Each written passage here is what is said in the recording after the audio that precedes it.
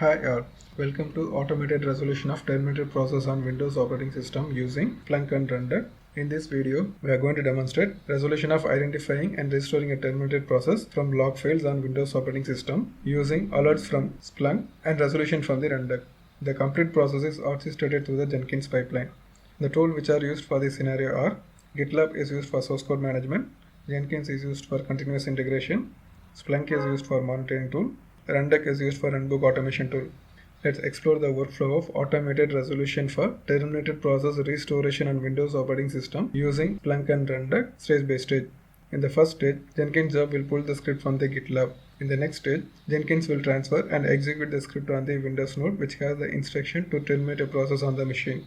After a few minutes, the log file is passed by Splunk for terminated process and alert message is shown on the Splunk dashboard for the Windows node.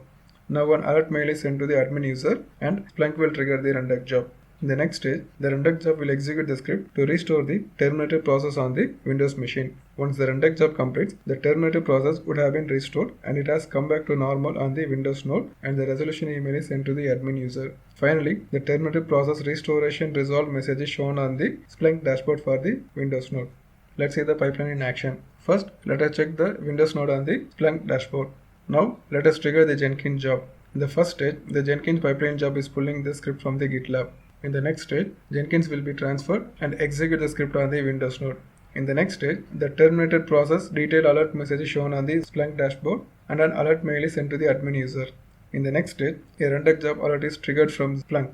Now, the Rundeck job will execute the script to resolve the terminated process and restore the same on the Windows machine, and the resolved email from the Rundeck is sent to the admin user.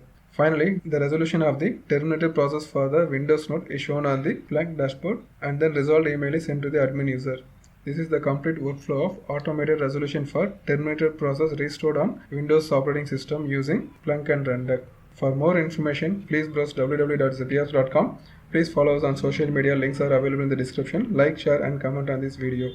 Subscribe to our channel for the latest happening on the DevOps. Thank you for watching this video.